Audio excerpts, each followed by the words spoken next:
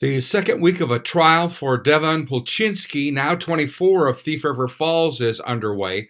He's charged with second-degree murder and arson in the death of 23-year-old Alexandra Ellingson last March. For background on this story, here's our reporting from March 29th of 2019. The Ramsey County Medical Examiner's Office has identified a woman killed in a Thief River Falls murder-arson case as 23-year-old Alexandra Ellingson. The Examiner's Office says Ellingson died from asphyxiation. Court records say a cord was wrapped around her neck, her hands and feet were bound, and she was burned. The suspect in the case, a 23-year-old Devon Pulchinski, made his initial court appearance Friday on charges of second-degree murder and first-degree arson.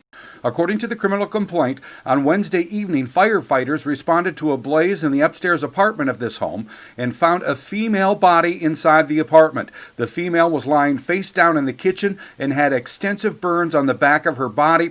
The hands looked to be bound behind her back. Her feet appeared to be bound by some type of material. Pulchinski lived at the apartment with James Shagabe, who had already been arrested last Friday following a drug investigation here.